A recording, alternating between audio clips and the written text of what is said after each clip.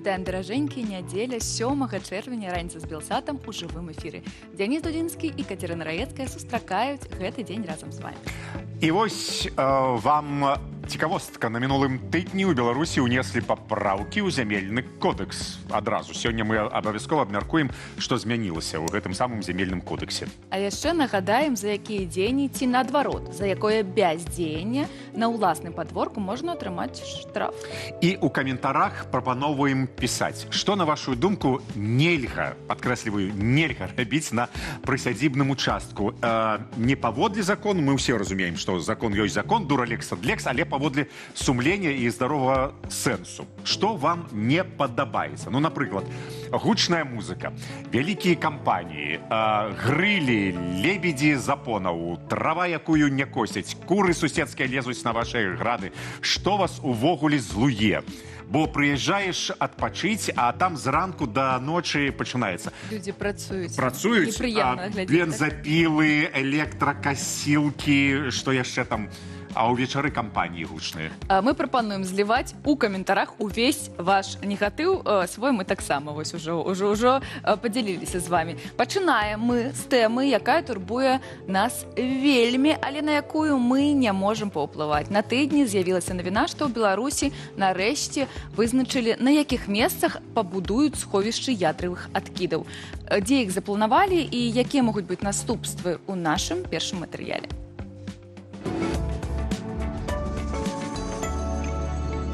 Улады Беларусі днямі заявілі, што вызначылі 3 перспектыўныя пляцоўкі для будучага пункту захавання радыеактыўных адходаў. Гэта Астравецкі, Мсціслаўскі і Хойніцкі раёны. Але пра выбар месца для такога аб'екту гавораць уже не першы раз. Абмеркаванне працягвалася некалькі гадоў. Будучы пункт захавання будзе абслугоўваць не толькі БелАЭС. Туды маюць трапіць і адходы, якія ўжо ёсць у Беларусі. Частка савецкай радыяцыйнай спадчыны. І матэрыялы з пунктаў, куды пасля чарнобыльскай аварии звозили забрудженную глебу и рэчы пасля дезактывации. Яны сказали, что со 100 штук мы там перевезли не 20, перевезли яны под Минск у ЭКРС. И это заполнило ЭКРС. Это заполнило полностью это сховище радоновское, и тому яны сказали, что нам, калі шло абмеркаванне еще вот этой национальной стратегии по працы с радиоактивными откидами, яны сказали, что могильник ЭКРС заполнены. Таму нам патрэбен асобны могільнік. У Беларусі ўжо ёсць прадпрыемствы і аб'екты, што займаюцца радыеактыўнымі адходамі. Але для людзей, якія жывуць побач, ключавыя пытанні часта застаюцца без ясных адказаў. Дзе дакладна размешчаныя такія сховішчы, у якім яны стане і хто кантралюе іх бяспеку. Паводле Бессараба, беларуская ЭКРС недалёка ад Менску – гэта аналаг літоўскага майшагальскага сховішча, якое сёлета паспяхова разабралі і цалкам дэмантавалі. Тэрыторыю, як сцвярджаюць, вывелі з-пад радыяцыйнага кантролю. Урад пастанавіў, што нам трэба пазбавіцца ад радыеактыўных адходаў, бо, як бачыце, гэта лес, куды людзі прыходзяць збіраць грыбы. Ён вельмі блізка да Вільні, сталіцы краіны. Асаблівасць радыеактыўных сховішчаў у тым, што небяспека ад іх не заўсёды бачная адразу. Рызыка ўзнікае, калі радыенукліды выходзяць за межы сховішча, трапляюць у глебу і ваду. Гэта адбываецца, калі тэрміны эксплуатацыі могільніку заканчваюцца, канструкцыя старэе і разбураецца. Усё гэта вельмі добра вымываецца, і трапляе ў паверхневыя воды. Паверхневыя воды, значыць, яно трапляе для людзей, яно замацоўваецца ў раслінах, нават у жывёлах, у малаце дзесьці там, трапляе ў людзей і інкарпаруецца ў арганізм, дае ўнутранае апраменьванне. Сергій Бессараб кажа, радыеактыўныя адходы немагчыма проста ўтылізаваць у звычайным сэнсе, іх можна толькі ізаляваць. Як прыклад сучаснага падыходу ён прыводзіць фінскую онкалу, глыбіннае геалагічнае сховішча ў гранітных пародах. З кропкі гледжання ядзернай фізікі радыяцыя на нас заўсёды. Мы не можам змяніць законы прыроды. Вот гэта проста правіла нумар 1. Мы не можам змяніць законы прыроды, мы не можам паскорыць перыяды паўраспада. Всё. Мы не пераскочым цераз галаву Бога. Але мы можам схаваць іх як мага глыбей. Улады Беларусі абяцаюць грамадскія слуханні пра будучы пункт захавання радыеактыўных адходаў. Адкрытае абмеркаванне выбару пляцоўкі паводле афіцыйных паведамленняў мае пачацца ў жніўні. Але пытанне ў тым, ці могуць людзі атрымаць поўныя звесткі да інфармацыю пра цяперашні стан савецкіх могільнікаў, ці дадуць ім магчымасць паўплываць на рашэнне, бо гэта стане чарговай фармальнасцю. Бо радыеактыўныя адходы – гэта не часовая праблема, а адказнасць на стагоддзе.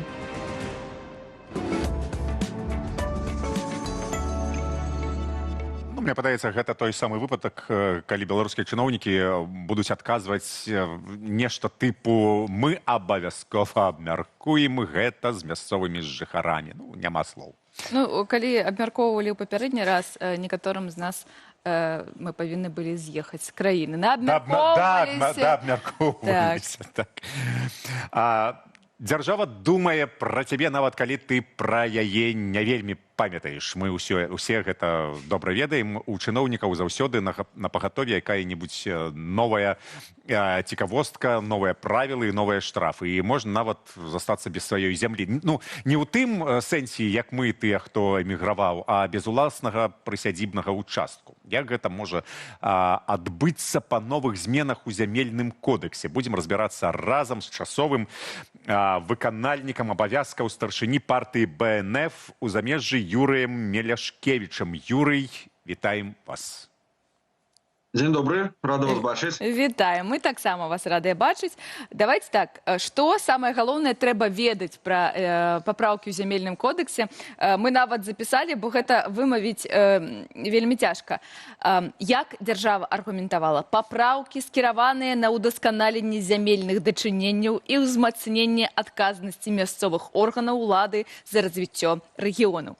Пакуль зусім незразумела, што гэта такое, але мы спадзяемся, вы дапаможаце нам разабрацца. Давайте адразу вось па пунктах. Першы. Напісана. Райвыканкамы змогуць прымаць рашэнні аб вылучэнні і наданні зямельных участкаў для будаўніцтва аб'ектаў, якія ўводзяцца ў інтарэсах рэгіёну або дзяржавы. Па-чалавечы, што гэта азначае для ўласнікаў? Это значыць, што калі раней уласнікаў грабіў прэзідэнт, то цяпер да гэтага далучаюцца мясцовыя органы улады. Дякуй. Калі шчыра, няма пытанняў. Зразумела. То бок падаткі зараз будуць плаціць уладальнікі не толькі дзяржаве, але яшчэ і маленькім прадстаўнікам дзяржавы. Вы хацелі самакіраванне атрымаць? Яшчэ цытата. Кулачнасць у руках мясцовых райвыканкамаў, которые могуць сваімі волевымі рашэннямі забіраць, перадзяліць тыя участкі, якія лічаць, што патрэбна для нейкіх вельмі важных мясцовых задач. Зразумела. Вось, тады яшчэ цытата. Аблвыканкамы атрымаюць права самастойна вызначаць катэгорыі грамадзянаў, якім зямельныя ўчасткі могуць надавацца без правядзення аўкцыёнаў для замацавання кадраў на месцах. Што гэта такое? Канешне, перш за ўсё, абдзеленыя гэтай земельнымі рэнтамі і гэтымі мажлівасцямі, надзеламі бліжэйшыя родзічы, сваякі, супрацоўнікі з найбольш важных службаў, такіх як ГУБАЗік, КДБ. А яны ж усе не маюць дастаткова мажлівасці для пабудавання свайго дома ў лепшым месцы ў горадзе. Ну, я думаю, што гэта хутчэй пра тое, як будзе ў нас цяпер з'яўляцца новая такая латыфундыйская арыстакратыя. У нас з'яўляецца рубрика «Іранічная юрыдычная кансультацыя». Гэта правильно. Я так разумею, калі гэта раней рабілі дзесьці так на тыле, а зараз гэта будуць рабіць вось так, у адкрытую, атрымліваецца. По закону? Так, по закону. Яшчэ адна цытата. Магчымасць паўторнага надання зямельных участкаў грамадзянаў, якія маюць патрэбу ў паляпшэнні жыллёвых умоваў, калі яны раней адмовіліся ад вылучанай зямлі праз паважлівыя прычыны. Сем'і, што выхоўваюць дзяцей-інвалідаў, змогуць атрымліваць участкі па-за чаргой. Ну, гэта нібыта добрая навіна? Гэта сапраўды вельмі важнае рашэнне, оно дазволіць нашым шматдзетным сем'ям неяк абзавесціся нарэшце сваімі земельнымі надзеламі.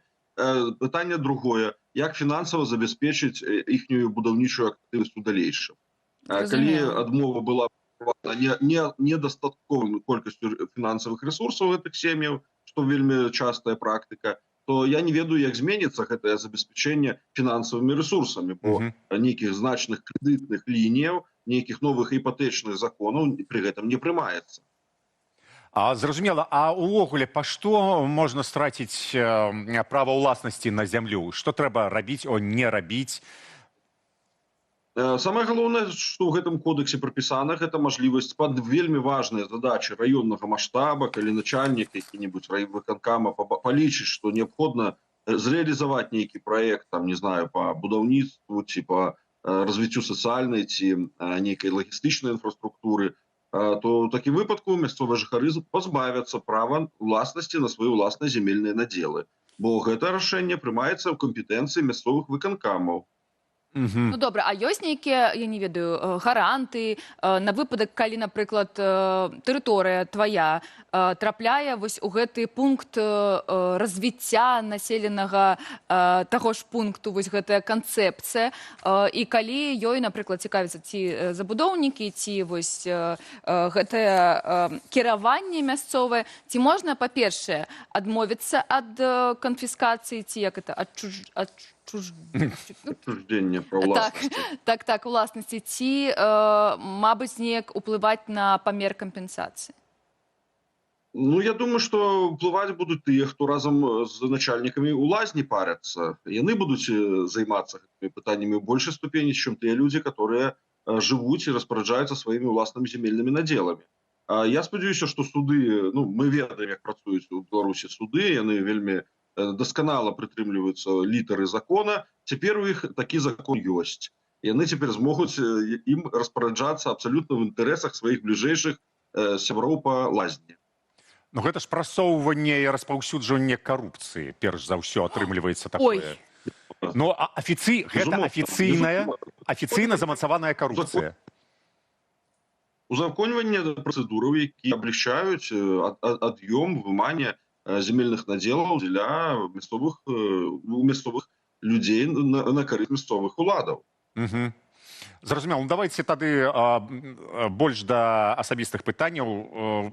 Падаецца, што калі зямельны ўчастак у уласнасці, то гаспадар можа рабіць усё, што заўгодна на ім. Ці гэта адпавядае нашай рэчаіснасці, адпавядае ці законнасці нейкай? Ну, я крыху адступлю тады ад іранічнага, скажем, стыля. Насамрэч, земельныя ўчасткі, яны выдзяляюцца пад пэўныя функцыі, частка з іх яны забяспечваюць функцыянаванне тых аб'ектаў нерухомасці, дамоў жылых, на якіх размешчаныя, з якімі звязаны гэтыя земельныя ўчасткі. Іншыя земельныя ўчасткі выдаваліся пад патрэбы, напрыклад, вядзення гаспадаркі прыусадзібнай. Таму у зямлі розныя ёсць функцыі, і гэтае заканадаўства, гэтыя змены, яны ў тым ліку дапамогуць вырашыць шмат нестыковак, якія ўтварыліся у кожным практычна населеным пункце, іх вельмі шмат. І мясцовыя ўлады, яны распараджаюцца цяпер новымі паўнамоцтвамі ў плане змены функцыі зямлі. Раней гэтым займаўся толькі Лукашенко. Ён трымаў гэта, ну, як сапраўдны там монарх, ён трымаў усе рашэнні па зямлі, па лесу, па вадзе за сабой, па сельскагаспадарчым угоддзям. Цяпер крыху гэтыя паўнамоцтвы распыленыя і раздзеленыя на ўзровень лакальных уладаў, і цяпер можна будзе прывесці ў адпаведнасць на законных падставах, на падставе гэтага зменаў кодексу, законы аб рэгістрацыі земельных надзелаў, прывесці ўсё да ладу. У выпадку, калі чалавек знаходзіцца на сваім месцы жыхарства, для беларусаў, якія выехалі за мяжу, на жаль, вырашыць свае земельныя пытанні цяпер будзе немажліва ўсё роўна. Але тым не менш, яны адкрылі такую мажлівасць. Зараз Саўмін распрацоўвае цэлы шэраг працэдураў, якіх раней не было.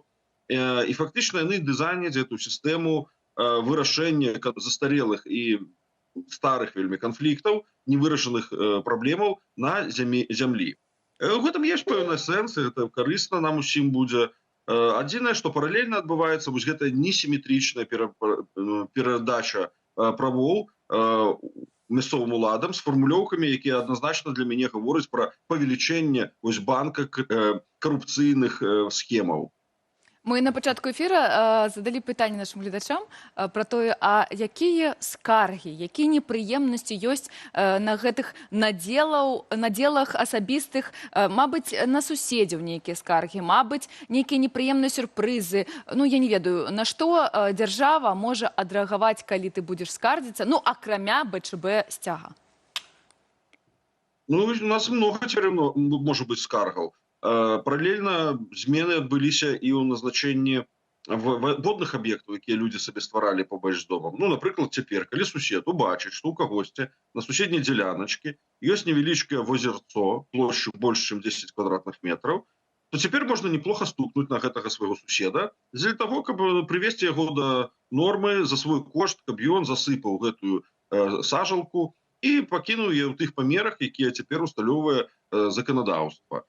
Вось. Ну, натуральна, много ёсць пытанняў, звязаных з отступамі ад мяжы, тому што часам будаўніцтва вялося без уліку, па-першае, сапраўдных граніцаў участкаў, і тогда у такіх выпадках парушаліся нормы разрываў паміж суседнімі там альбо будынкамі жылымі, альбо нейкімі будаваннямі. Вось. Ну, улада стварае даволі шырокую мажлівасць для вось такой барацьбы ўласнікаў, но пры гэтым бярэ на сябе функцыі арбітра. Цяпер можна будзе на свой розум вырашаць вось такія ўсе справы. Так што мы можем порадоваться за, опять же, чыноўнікаў, які появляецца все новыя мажлівасці ўмешвацца ў наши міжасабовыя справы. То бок ніякай прыватнасці няма нават на прыватным участку. А вось хто і навошта можа наведаць з правяраннем прыватны участак? Конечно, у нас у золотарника бывае расце шмат. У нас растуць розныя шкодлівыя расліны, которые трэба маніторыць з выкарыстоўваннем тэхнічных сродкаў дронаў, якія вось у людзей забралі, але перадалі, відаць, гэтыя паўнамоцтвы тым, хто цяпер можа заляцець, паглядзець, ці правильно мы смажем шашлычкі ў сябе на тэрыторыі, ці мы пакасілі участак до 20 сантиметров. Замечательное жыццё. Фактычна тоталітарная кабала, которую онлайн нам просто вот подкидываюць. І гэта не толькі пачатак, мы сутыкаемся з веерам зменаў у заканадаўстве, которые пагаршаюць умовы гаспадарання, скажем, распараджэння сваім уласным маёмасцю, нерухомасцю, зямлёй. Вось. І я бачу, што на будучае у нас яшчэ шмат цікавых ініцыятыў можа паўстаць. Напрыклад, па карыстанню воднымі ресурсамі. Тому што кожны уласнік, ён же ж не проста сябе жыве на гэтым участку. Ён гад яшчэ збудаваў сабе водозаборчык маленькі і смача ваду сабе на карысць. А як дзяржава з гэтым звязана? Ці яна атрымлівае неабходныя выгоды ад карыстання недрамі з боку грамадзянаў? Я падазраю, што яшчэ і ў гэтым накірунку будуць выбраны нейкія рашэнні, якія пагоршаць, ну, напрыклад, больш дэтальна трэба будзе растлумачыць, з якога гарызонта вады набіраеш, ці з першага, там дзе дазволена, ці з трэцяга. Бо ўсё зроблена было людзьмі. Увогуле забараніць проекта. Забараніць лазні спачатку, увогуле. І піць ваду. Лазні гэта асобная, закон аб чысціні можна прыняць, і, адпаведна, здымаць з людзей, вода ж льецца, забруджвае зямлю, лазня. Аб чысціні думак. А хто будзе чысціць? Дякую вялікі, Юрій. Я подкидываю ідею, не ведаю, не дай Бог, конечно, каб не дай Бог, бо будем до вас звяртацца, казаць, Юрый, што вы нарабілі. Дякую вялікі, з намі был Юрий Мирошкевич. Мы разбіраліся з гэтымі зменамі.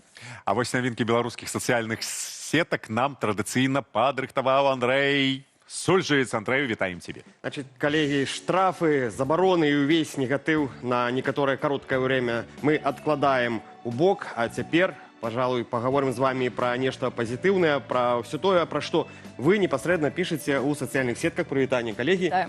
Распаведу вам и нашим гледачам, что было вельми популярным у социальных сетках у белорусов апошнім тыднем. И пачнем з рубрики, якую мы могли пробіць разом з гарадзенскім зоопарком, але рабіў яе один сам. И отправляемся туды. Вы хотели, напэўна, нечага пазітыўнага ад самай раніцы атрымаць порцыю? Так, абавязкова. Мы глядзім, што будзе, калі не казаць нічога. Добра, значит, тады распавядаю. Ідзем у гарадзенскі зоопарк, і там маленькая капібара. Ужо можна заканчивать, ужо хорошо. Капібара! Капібара, так. Яна нарадзілася вельмі слабенькай, ад яе адмовіліся бацькі, але ветэрынары забралі гэтую кроху на выратаванне. Але вось гэтая Дуся, як назвалі гэтую капібару, аказалася сапраўднай злюкай, і зараз вы яе пабачыце. Яна кусалася і катэгарычна не хацела есці з бутэлечкі, тады спецыялісты пайшлі на хітрасць і зрабілі для яе картонную хатку з адтулінай. Увага на экран, давайте глядзець і далей распавядаць вось пра тое, што там адбываецца ў гэтым гарадзенскім зоапарку. Значит, як толькі з поля зрока зніклі рукі ў гэтай капібары, бутэлечка для кармлення пайшла у працу. Значит, Дуся не просто трэба было смачна накарміць, зараз яна заўважна ўжо падабрэла. Яна ўжо спрабуе дарослую ежу і з задавальненнем ідзе на рукі да тых, хто яе выхоўвае, да выхавацеляў. Это дикобраз. Гэта Всем падаецца, што Porcupine. Гэта... Ён не ведае розніцы паміж Дикобраз гэта капібарай і розніцы. дикобраз такого і колеру дикобразом. і такі. Праз роўна 15 хвілін я удакладню інфармацыю, і мы, калі што, афіцыйна выбачымся перад... Але мне больш зразумела падабалася маленькая капібара, злюка капібар. Гэта кагосьці нагадвае мне. Ой, пачынаецца. Маленькая злюка капібара. І быў Дуся. разлік, каб развесці рознь в нашым эфіры непасрэдна. Ідзем далей. Наступнае відэа. Я пакуль не ведаю, з якога гораду, але, можа быць, гэта і не важна. Гэта працяг нашай улюбёнай рубрыкі пра законапаслухмянасць усіх, без выключэнняў, на тэрыторыі нашай краіны. Значит, дзяржструктуры нашай любяць крэатывіць у сваіх тыктоках, мы часта пра гэта распавядаем тут. А вось гэта не іхня відэа, а маё, але вось такая ідэя на відэа, каб папулярызаваць даішнікам правіла дарожнага руху. Увага на экран. Ну вось так. Кот? Спадары, да. Спадар-кот? Спадар-кот, бярыце сабе, калі ласка, матайце, кажуць, на вуз. І вось Не ночу, такую рекламу нормалёвую кот. правілаў дарожнага руху. Просто беларускі кот, звычайны. Не капібара. Не капібара. А цяпер шчымлівую гісторыю вам распавяду.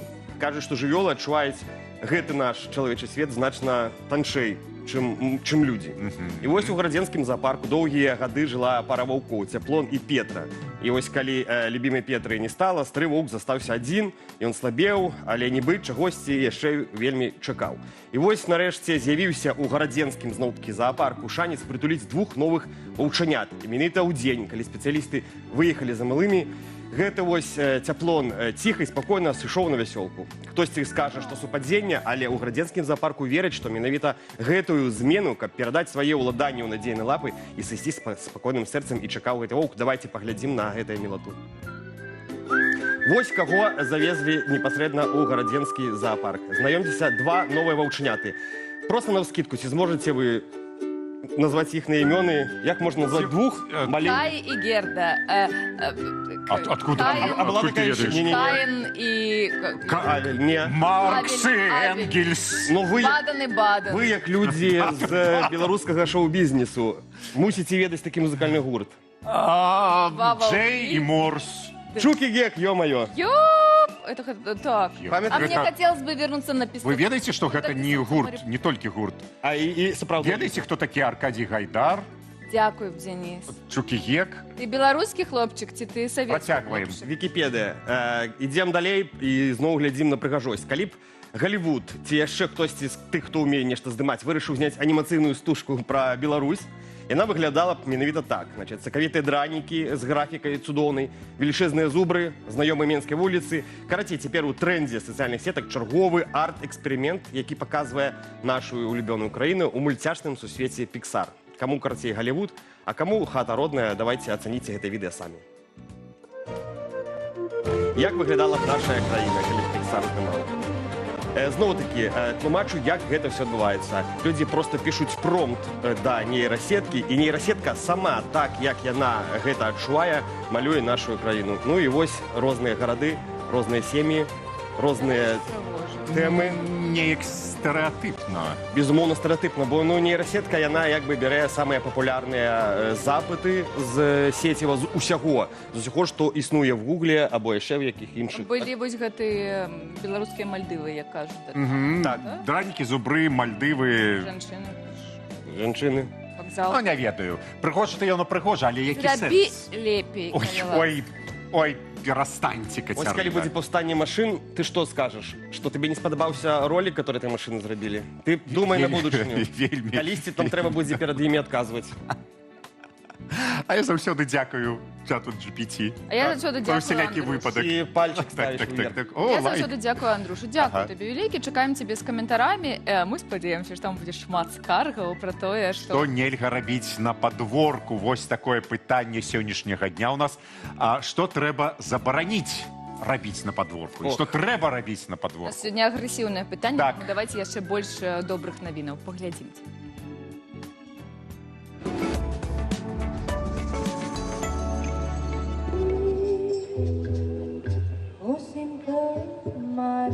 Старажытныя легенды зноў выходзяць з ценю. У Малайзіі жанчыны з розных краінаў паўднёва-ўсходняй Азіі дапамагаюць адраджаць ваенг-куліт. Традыцыйны тэатр ценявых лялек, гісторыя якога налічвае некалькі стагоддзяў.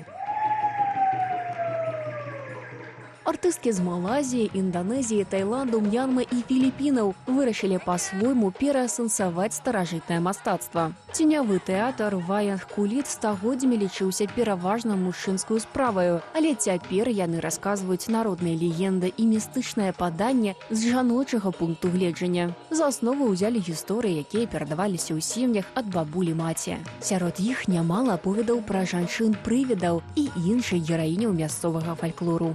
We all have different ghosts. У кожнай з нас ёсць свае прывіды. І калі мы даследуем свае цені праз такі інструмент, як лялька, гэта дапамагае адкрыць у сабе тое, пра існаванне чаго мы нават не падазравалі.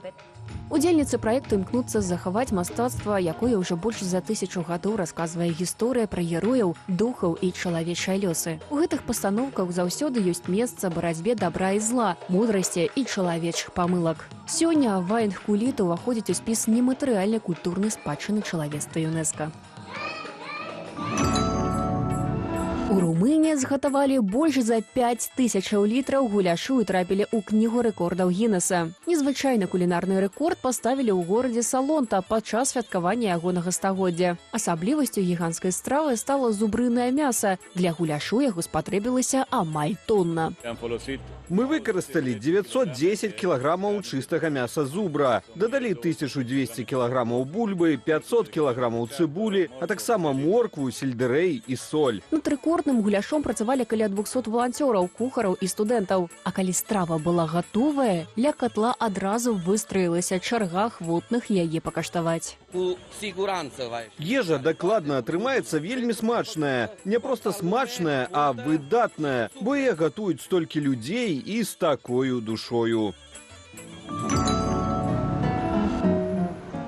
Салодкі смак сустрэчы з верою. У Мадрыдзе прыдумалі дэсерт у гонар візіту папы рымскага Льва XIV. Пачастунак атрымаў назву кор-унум, што ў перакладзе з лаціны азначае «адно сэрца». Гэта пясочнае печыва з лімонным крэмам і клубнічным джэмам, пакрытае белым шакаладам і ўпрыгожанае гербам Ватыкану. Мы дадалі лёгкі лімонны крэм і джэм з клубніцаў з аранхуэсу. Так мы хацелі падкрэсліць якасць і багацце прадуктаў Мадрыду. Зверху дэсерт пакрылі белым шакаладам, каб колеры сцяга Ватыкану адразу прыцягвалі ўвагу. Папа Леў XIV будзе ў Іспаніі з 6 да 19 чэрвеня. Падчас візіту пантыфіка пачастунак будуць бясплатна раздаваць жыхарам і гасцям іспанскай сталіцы. Падрыхтавалі нават безглютэнавыя версіі. А сам папа Леў XIV стане першым пантыфікам, які выступіць у парламенце Іспаніі.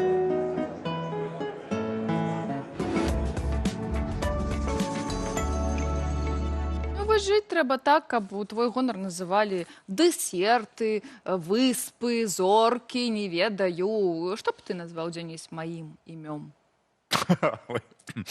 Малпу. Все, далей сам. Далей сам. Давай, працуй.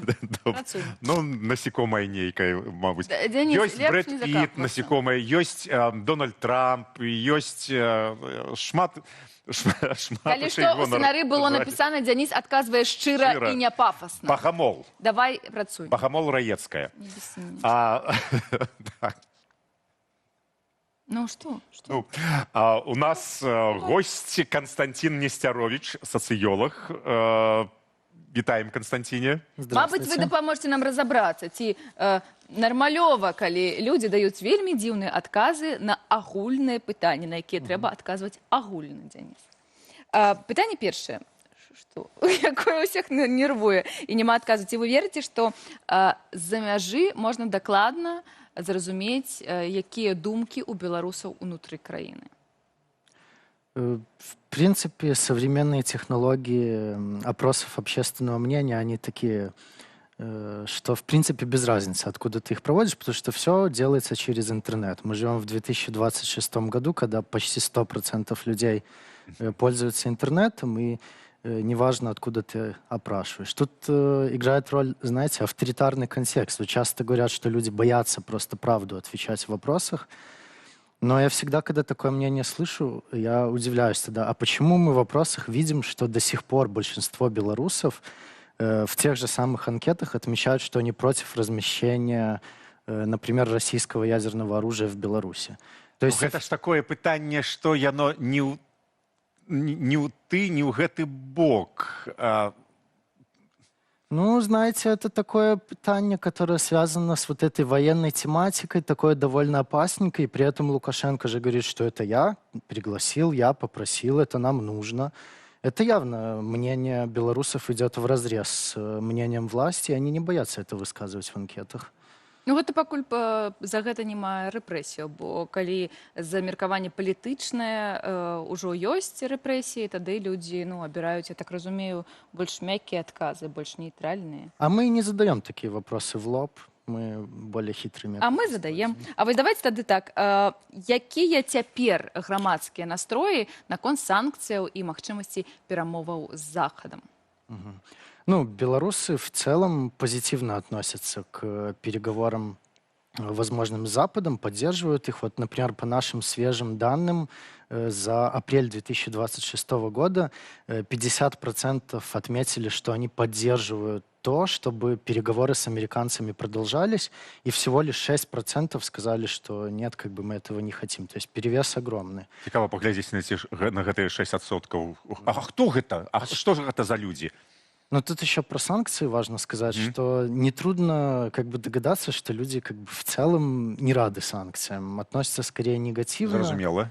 Обычно мы так в детали не вдаемся, и отношение к санкциям замеряется так поверхностно. Ну, в целом, как вы к санкциям относитесь. И, например, по данным iSense, мы видим, что 73% белорусов, то есть подавляющее большинство, они хотели бы, чтобы, например, Европейский Союз ослабил санкционное давление на Беларусь. Но это тут важно отметить, что и встречные шаги белорусы тоже поддерживают. Например, 52% говорят, что Минск должен идти на те уступки, которые ЕС требует от него. Ага. Вот. И тут самые разные, от отпуска политзаключенных до миграционного кризиса прекратить и так далее. То есть белорусы говорят, что все это тоже нужно делать. А вот цікава, цягам часу змяняются погляды белорусов? По этим вопросам не сильно. Вот отношение к переговорам начали измерять в конце 2024 года. Это было еще до самых вот этих громких событий, связанных с переговорами с американцами.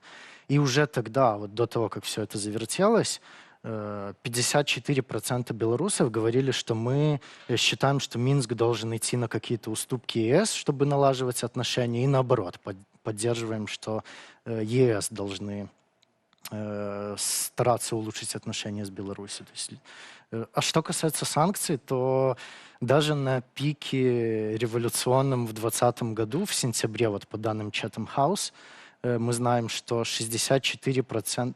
Извините. В 2020 году? В 2020 году, в сентябре, 59% белорусов говорили, что мы скорее не поддерживаем полномасштабные санкции, хотя тогда ведь многие думали, что они могут помочь режим свергнуть. Это было актуально. А кого зараз белорусы вінавацяць у санкцыях? Там калектыўны захад англасаксонаў ці разумеюць, што санкцыі гэта наступствы дзеянняў улады, якая зараз пануе в Беларусі? Ну, тут интересная такая есть схема объяснительная в головах у людей, которую мы на фокус-группах увидели, когда можно более подробно обсудить с людьми, вот что они думают.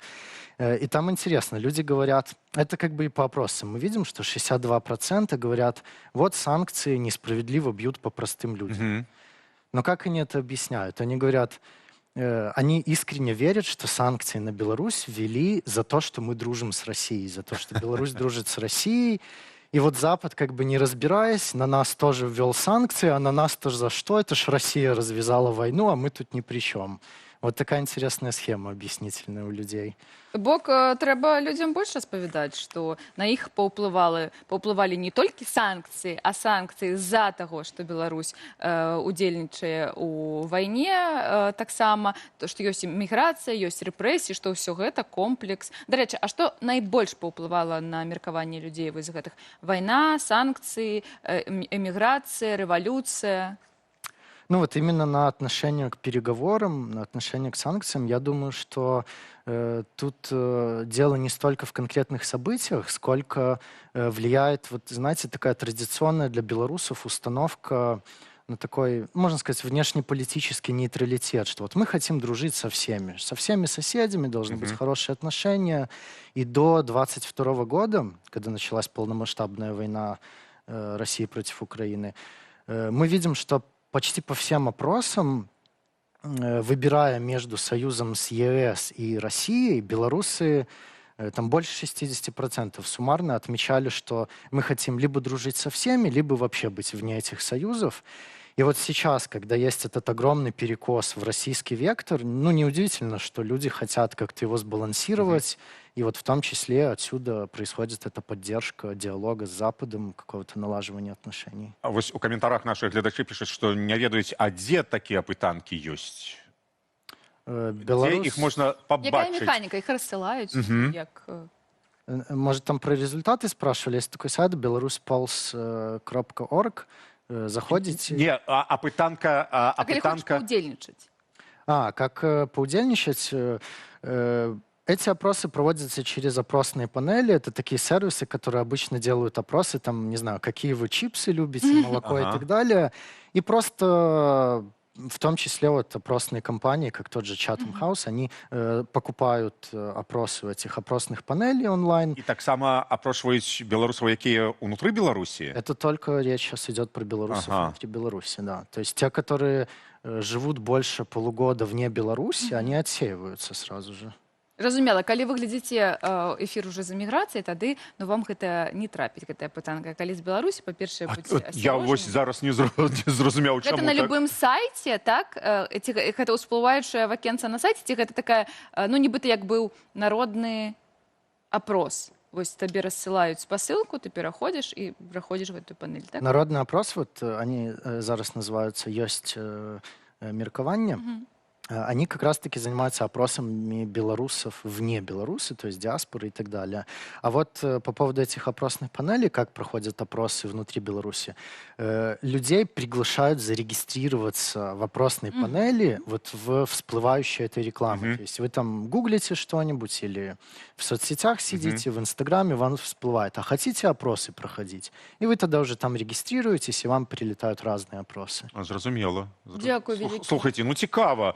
Дзякуй вялікі. Таемныя думкі беларусаў апавёў нам сацыёлог Константин Несцярович. Дякую вялікі. Прыходзьце яшчэ не разабраліся з хатаскрайнікамі. Будем чакаць. Ой, шэрая зона, ось самая шэрая зона. Гэта ж самыя цікавыя хатаскрайнікі. Прапануем. Прыходзьце яшчэ з гэтай тэмай, будем разбираться. Обязательно. Данных интересных много. Спасибо, приглашайте. Дякую вялікі. А вось што могуць запланаваць беларусы ўжо на наступным тыдні, можна паглядзець у нашай культурнай афішы. Сённяшні дзень і наступны тыдзень прапануе нямала нагодаў для сустрэчы з беларускую культурою, як у Беларусі, так і за яе межамі. У Менску гэтымі выходнымі яшчэ можна паспець на фестываль «Настраение лета» каля палацу спорту. 7 чэрвеня тут ладзяць бясплатныя кінапаказы пад адкрытым небам. Удзень пакажуць мультфільм «Звераполіс 2», а ўвечары мастацкія стужкі «Тамерлан» і «Зімародак». А на пешаходнай вуліцы выступяць вулічныя музыкі. Аматарам традыцыйнай культуры варта завітаць у мастацкую галерэю «Цэнтр», дзе адкрылася выстава «Рухаўскія дываны». Гэта народнае мастацтва са старадарожчыны. Вялікія насценныя пано з каляровай саломкі на чорнай тканіне. Традыцыі іх вырабу ўнесеныя ў дзяржаўны спіс гісторыка-культурных каштоўнасцяў Беларусі. Выстава будзе працаваць да 28 чэрвеня. Пераносімся ў замежжа. У Варшаве 7 чэрвеня Бай-тэатр пакажа спектакль «Галасы Адысеі». У цэнтры ўвагі сучаснае прачытанне антычнай гісторыі праз досвед міграцыі, выгнання і пошуку дому. У спектаклі занятыя беларускія і украінскія акторы, а сама пастаноўка спалучае тэатр, музыку і бодзі-арт. На Падляшшы 12 і 13 чэрвеня пройдзе юбілейны фестываль беларускай спеўнай традыцыі «Сонцаграй». Пачнецца ён у цэнтры Беластоку, а пасля пераедзе ў аўтэнтычную падляшскую вёску Вілюкі. Арганізатары абяцаюць не толькі канцэрты, але і магчымасць пазнаёміцца з беларускай культурнай спадчынай праз жывыя і інтэрактыўныя фарматы. Тым часам у Нью-Йорку працягвае працу міжнародная выстава «Modern Freedom», прысвечаная тэмам памяці, супраціву і свабоды ў краінах цэнтральнай і ўсходняй Еўропы. Сярод амаль сотні прадстаўленых твораў ёсць і працы беларускіх мастакоў – Андрэя Дурэйкі, Яны Шостак і Антаніны Слабодчыкавай. Выстава будзе адкрытая да канца жніўня.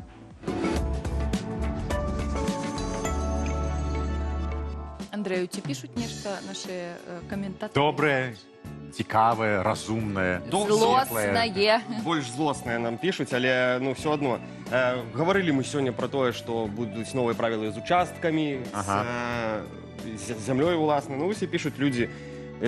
Ну, збольшага яны просто дапамагаюць дзяржаве і накідваюць яшчэ адні такія дзіўныя ідэі, так, але што можна забараніць. Але чым дзіўней ідэя, все одно праўда заўсёды перахлёствае нашмат таго, што людзі могуць нібыта спачатку сказалі з гумарам, але на самой справе все атрымліваецца нашмат яшчэ больш. Ну, тут прапануюць так вот. На участку, это не пропанова, а как бы здраво, на участку нельга пачынаць касіць о 7 раніцы, асабліва выходныя. Подписываемся, как бы это базочка, безумоўна. І калі шчыра, не толькі на участку, а таксама ў горадзе, калі ласка, не рабіце гэтага. Калі можете, Мінск, Строй, Зелен, Гродно, ўсё гэта, гэта вельмі цяжка слухаць. Так, што яшчэ нам пішуць? Про дачныя гарадкі, якія рабілі ў канцы 80-х, 90-х. Ведаеце, такія напаўпапяровых сценаў, як это называется? Дачныя гарадкі? В горадзе? Не-не-не, ну, па-за горадам, под Менском, так, выдавалі там, колькі там, 10 соток, і будавалі нешта такое лёгкае. 6 соток, пачыналася ўсё з 6 соток, так. Так вось і пішуць 6 соток. 6 соток. Мерседесов, так. То пішуць, што гэта нейкі бруд, і людзям это не падабаецца. Говорили мы про ядровые откиды, что в Беларуси 10 знайшлі ўжо месцы, где гэтыя ядровые откиды будуць захоўваць. І пішуць нам, это жарт, безумоўна, але все-таки зачитаем, у Якутии ёсць вельмі глыбокія шахты па некалькі кіламетраў. Трэба дамовіцца і з якутамі і скидывать ядровые откиды ў тыя шахты. Кто пойдзе дамаўляцца з якутамі? Сходите и пишите нам в комментариях. Мы, в принципе, готовы. Так. Мы не супраць. Так, не блыдайце дзяржаву з уладай. Дзяржава – гэта народ. Правда. Што пішуць нам яшчэ? Пішуць, што беларусаў агулам цягне мець свой кавалачак зямлі. Я не зусім зразумеў. Дзяржава, улады, што яшчэ там было? Не трэба блытаць дзяржаву з уладай. Дзяржава – гэта мы, улада – гэта хто пануе зараз. Улада – гэта нашы наёмныя менеджеры. Прабачце, але народ – гэта краіна, гэта не дзяржава. Дзяржава – гэта улада. Вось так я мяркую. Мне падаецца. Мы тут улада. Мы тут улада. Так і вось, беларусаў цягне мець свой кавалачак зямлі. Але улада саўгасная прызвычаіла, што ўсё вакол калгаснае. І далей раскрываецца наша думка, што калгасная зямля, значыць, чыя? Нічыя. Нічыя. Не только ядерку, это боты, до речі, прийшли, их вельми легко вылечить, потому что они пишут вельми моцно, с помылками, не склоняют словы, и не буду их читать. Коли земля належит державе, то она без господара. Мы про это уже казали, так и есть. Вось пишут, нельга на участку готовать барбекю. Чаму? Чаму нельга? И не покликать суседзяў. Пивка. Нельга готовать барбекю и не покликать суседзяў. Это, безумоўно, правда. Так... А беларусы готуюць барбекю, мне кажется, шашлык. Шашлык. Мы ходили на гриль заўсёды. Гриль таксама добра. Барбекю нешта ўжо такое. Гэта амерыканшчына, гэта нейкая амерыканшчына. Гриль, барбекю... Не, шашлык. Мы ходим на шашлык. А колбасы, гэта грузинско-беларуская. А моё, это вот всё малиновское, ходило на барбекю. Ну, это малиновское. Не барбекю, а на гриль. Откуда это? Ну, гриль, малиновский гриль. Вычурная американщина. Той самый вядомы малиновский гриль. Да, так. Что яшчэ там? Так, что яшчэ? Прапановы. Застаецца паветра абкласці падаткам, пишут. И все. Паветра Ну, абкладзем гэта- паддаткам? Мы не, Мне падаецца, яны. ўжо абкладзена паветра. Ну, вось так. Дышыце, не Давайте дышыце. падсумуем. Як толькі людзі не сталі гаспадарамі сваёй зямлі, тады і няма разумення, куды ідзеш. Ох, глыбока і Ну, дзякуй, Андраю, дзякуй вялікі. Асобна не Гледачы, я. не спыняйцеся, калі ласка, але акрамя скаргаў, як мы вас прасілі на суседзяў і вашага меркавання пра санкцыі, запытаемся яшчэ пра ваши футбольныя упадабанні. Хутка чэмпіянат свету. Свету. Мы ўсе гэта ведаем. Ці чакаеце вы, за каго будзеце заўзець? І пра падабайку, кляска, не забывайце, мы чакаем вашыя сэрцайкі. Ну, праўда, а калі не нам, ну, можа, музыкам пастаўце падабайчыку.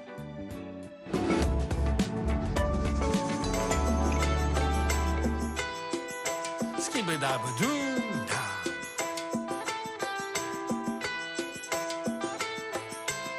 На розпачэла дзе схадзіў бы зноў тэатр лялек, але адшарыў твой титанік. Скажи, Віталік, на лецішча бацькам прывезла бы свайго ты краша, але жывеш ля акіяна. Скажи, Наташа, ты шмат мандруеш па свету. Скажи, Дзёня, але ўсё меней 375 у тэлефоне. Хацеў бы аксамітнага і караоке ў графах, затое Женя пабываў ужо ў 20 штатах. Вось бы пасля шахты накаціць на стоечку на хлебе, але ўж ты круціся не тое. Скажи, Глебе, скажи, Міша, дачку звазіць бы ў Магілёў, мінімальна пакалдырыць для дняпроўскіх пірагоў. Мала хто разлічваў на такія во прыгоды. Выязджаў на паўгады, а атрымалася нагоды. Ну, пашырыш гарызонты, такой бяды. Выязджаў на пару год, а ад'ехаў назаўжды. Ну, падвучыш мовы, аб'ехаўшы Пангею. Вы гляньце, пане каханку Андрею, як мякка імне да беларускага нёба. Прzepraszam, лапфакар, а салям матлоба. Вось твой саундтрек на еўрапейскіх магістралях. Led Zeppelin, Immigrant Song. Скажи, Віталя, столькі ж бараў, так же соладка ад дыму. Але ж старая Прага не падол. Скажи, Дзіма, хацела б сцежкай да Дзесны прайсці ляском ад поля. А як табе бурштын балтыйскі, скажи, Воля. Хацела бы на канцэртах Менску расцвітаць акружа. А як табе пан-еўрапейскі тур, скажи, Ксюша, Катя, ці прыгожа я у Лондоне ляпніна? У Беларусям Вайбері, у Фрэнсіс Карына. Цікава разглядаць па суботах і нядзелях вроцлаўскіх гномаў, а Эміля, а Анеля з кожным заездам у Кракаў да Валеры. Я ўсё больш забываюся узор мапідаўскай шпалеры. Хоць айран, не кефір, гранола, не каша, усё лепш, чым без суда сядзець. Скажи, Паша. І вось я тут, як вялікая панда, спяваю мінорную песню эмігранта. А мог бы спяваць там, дзе лямпачка не гасне, бадзёры марш беларускага вязня. І вось я тут, як вялікая панда, спяваю мінорную песню эмігранта. А мог бы спяваць там, дзе лямпачка не гасне, бадзёры марш беларускага вязня. І вось я тут, як вялікая панда, спяваю мінорную песню эмігранта. А мог бы спяваць там, дзе лямпачка не гасне, бадзёры марш.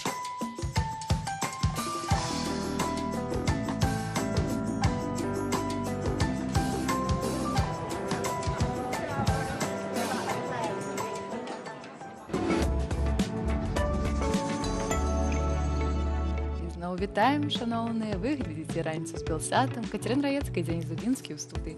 Пачынаецца другая гадзіна, і наперадзе нас чакаюць чэмпіянат свету па футболе, расказ пра беларусаў, якія будуюць уласную мрою, і спіс фільмаў дакладна вартых вашай увагі. А яшчэ нашыя калегі пабывалі ў Гданьску на форуме Касцюшкі, і там яны паразмаўлялі з выбітным беларускім дырыжорам Віталіем Алексіёнкам.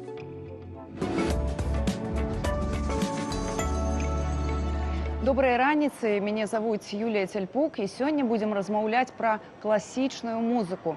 А маім суразмоўцам будзе адзін з найбольш запатрабаваных у Еўропе маладых дырыжораў Віталь Алексіёнак.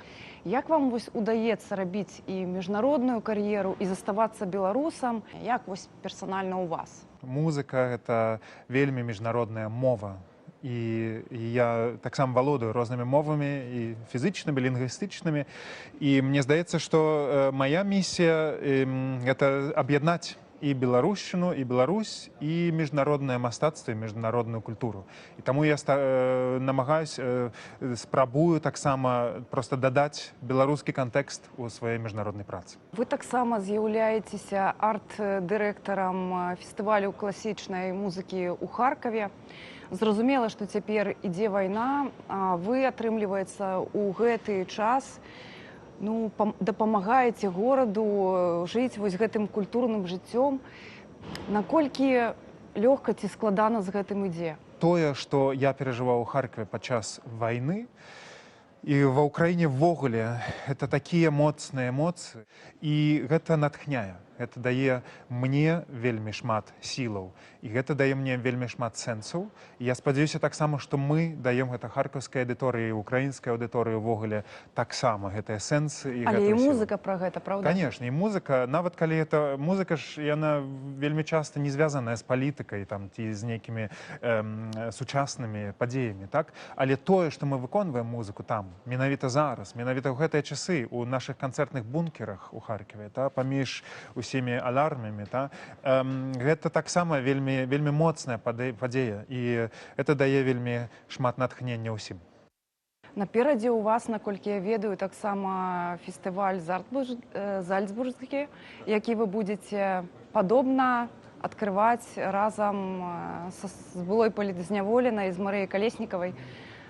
Трошкі больш пра гэта. Зальцбургскі фестываль, увогуле, я б сказаў, гэта самая галоўная падзея класічнай музыкі фестывальнай у свеце. Зальцбургскі фестываль – гэта нумер 1. І тое, што Марыю туды пазвалі спецыяльным госцем, яна будзе там казаць, яе будзе прадмова.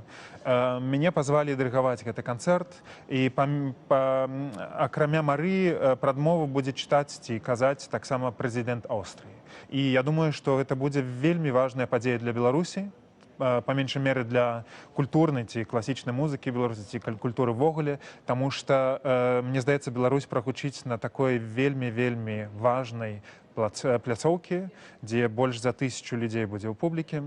Дзякую вам вялікі за размову. Маім госцем быў беларускі дырыжор Віталь Алексеёнак.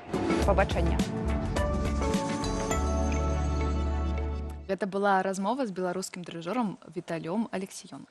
І вось, ведаеце, гэты культурніцкі вайб працягвае рэжысёр Андрэй Кашперскі і яго кінаагляд. Рэжысёр, так. Усім прывітанне. Breaking News. Сусветныя кіназалы літаральна рвуць хлапчукі, якія яшчэ сёння былі звычайнымі ютуберамі. Глядзіце самі, 26-гадовы ютубер Кары Баркер зняў свой хоррор «Абсесія» усяго за нейкія $750 000. А пракат ужо прынёс больш за 170 мільёнаў. Гісторыя ў фільме чапляе за жывое. Малады хлопец пакутае ад таго, што дзяўчына яго мары трымае яго ў жорсткай фрэнд-зоне. Каб гэта выправіць, ён загадвае вар'яцкае жаданне і ламае чароўную палачку, каб гэтая дзяўчына ў яго закахалася. І вось тут пачынаецца сапраўдная, жудасная, пужающая, але і смешная абсесія, якая ператварае жыццё героя ў пекла. А праз 3 тыдні пасля абсесіі ў пракат выйшаў містычны меланхалічны хоррор «Backrooms» 20-гадовага ютубера Кейна Парсонса ад галоўнай інді-студыі планеты А24. Паводле матывах фенаменальных ютуб-карткаметражак з мільёнамі праглядаў, якія Кейн Парсонс з 17 гадоў рабіў дома на камп'ютары. «Backrooms» пра паралельную прастору ў выглядзе бясконцага жоўтага лабірынта пустых офісных памяшканняў, дзе гудуць люмінесцэнтныя лампы, няма вокнаў, а за вуглом чакае нешта невядомае. Фільм каштуе 10 мільёнаў, а за тыдзень ён сабраў ужо больш за 150, і гэта найлепшы старт сярод усіх фільмаў студыі А24. Паглядзіце «Абсесію» і «Backrooms», калі не баіцеся хоррору, бо іх маладыя рэжысёры Кары Баркер і Кейн Парсонс ужо сталі зоркамі жанру да 30 гадоў. Гэта выглядае як зумерская рэвалюцыя, але насамрэч гісторыя кіно цыклічная. Кінематограф заўсёды рухалі дзёрзкія, смелыя і маладыя. І сёння хачу падзяліцца з вамі кароткім спісам маіх улюбёных рэжысёраў-дэбютантаў, якія знялі свае найкруцейшыя фільмы ва ўзросце да 30 гадоў. Рэжысёр Орсон Уэллс, фільм «Грамадзянін Кейн». Свой галоўны шэдэўр, які паўстагоддзя лічыўся найлепшым фільмам усіх часоў, рэжысёр Орсон Уэллс зняў у 25 гадоў. Хлапчуку далі галоўны і поўны такі карт-бланш. Ён не ведаў залішніх правіл Голлівуду, таму проста разам з аператарам прыдумаў новую мову кіно.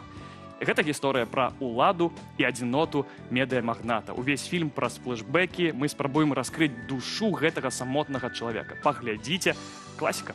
Наступны круты дэбют на апошнім дыханні.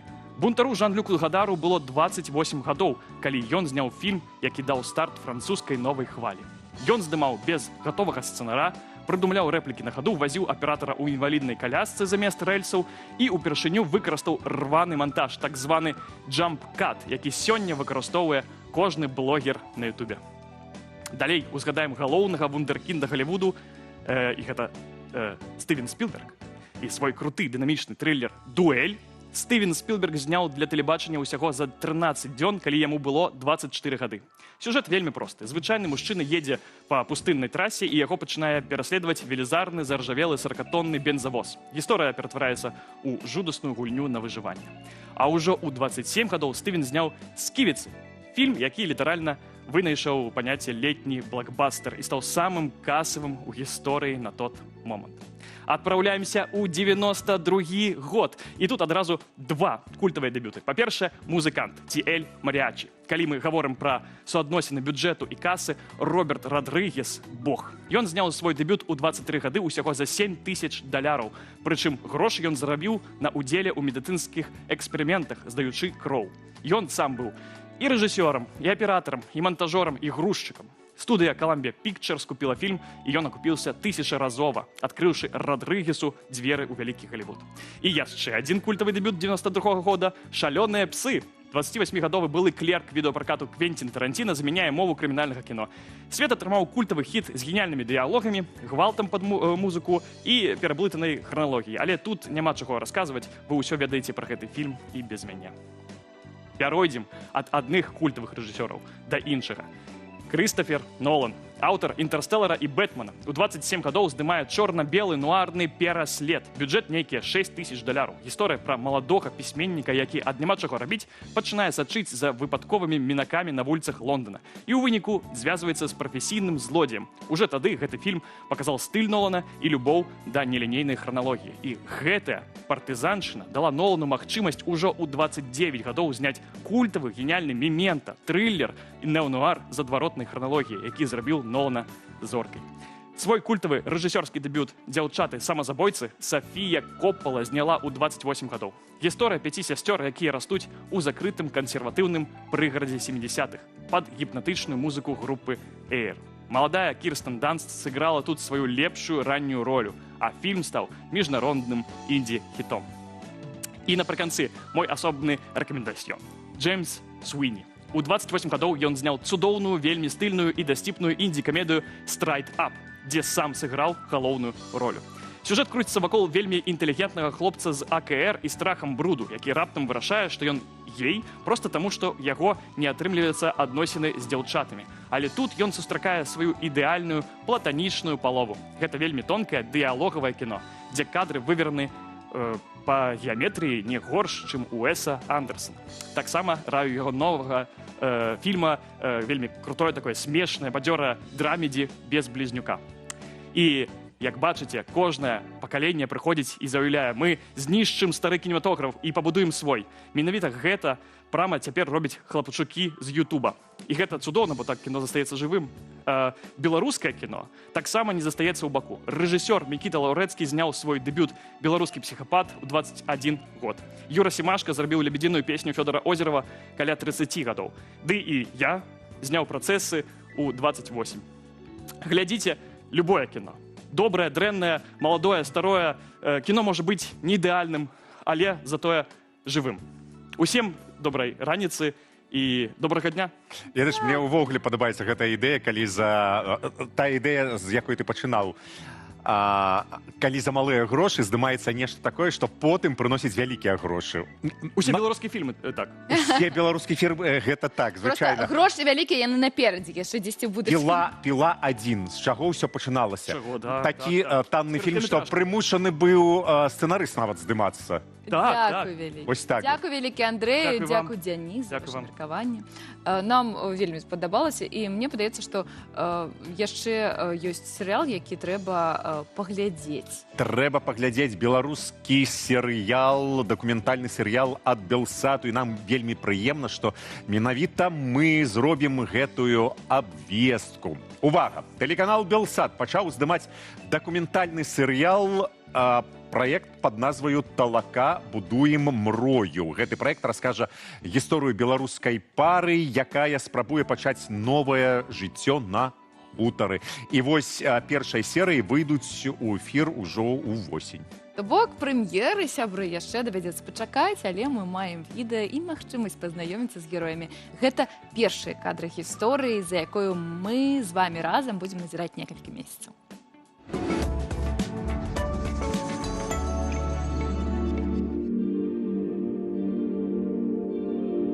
Мы тут ночам третий раз, бо 2,5 тыдні тому мы купили это все, и ночам уже третьи выходные. Ну, з кожним разом такое вже зрозуміло, що це наш дом. Тобто він такий ще старий, такий кривенький, такий весь не такий якийсь, але вже ось якось відчування дома у мене вже, наприклад, є. А у вас? Ось є? Чи ти заходиш і нема тут ніякого уюту, нічого є? Ну, звісно, немає. Ну, я не ведаю, я відчуваю. Тому що це твоє, ну... А збоку это виглядає жахливо. Як кажуть наші підписчики, як у фільмі «Поворот не туди 3».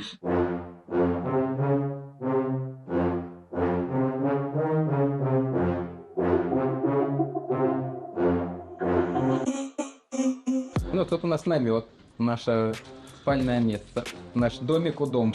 Мы с Сергеем первый раз, когда ехали, вирішили, що будемо, хочеться вже ночить. Ми вирішили, будемо в намете, але було вельми холодно, і мені було страшно. І ми вирішили, чому б нам не поставити намет в домі. Дырка у нас, про якую подписчики писали, что ведьма вылетала. Суть легенды, коли ведьма помирает, треба дать ей выйсти уверх, бо коли не будет такого, то яе душа застаецца ў хаце і будзе мыкацца тут і сабе дрэнна рабіць, і людям. Ну тут печка з раритетнага кафелю, раритетная печка. Мы плануем яе аднавіць. Збіраемся аднавіць гэты дом, рэстаўрыраваць, зняць дах увесь, ставіць вось 4 сцяны і іх адпрацаваць, пашліфаваць, там, зрабіць усё, што трэба, заканапаціць, змяніць балкі, якія прагнілі, і ўжо на гэты будынак ставіць і дах, і ўсё астатняе. І вось гэта будзе душа мроі. На пачатку мы збіраліся тут жыць, што гэта будзе наш дом. Але потым вырашылі, што гэта такое сэрца, з чаго наша мроя пачынаецца, і вся гэта вёска. І будзе вельмі лагічна, калі гэта будзе не толькі для нас, а для кожнага, хто будзе прыязджаць. Месца для пасядзелак, каб тут маглі збірацца людзі і паразмаўляць, штосьці рабіць.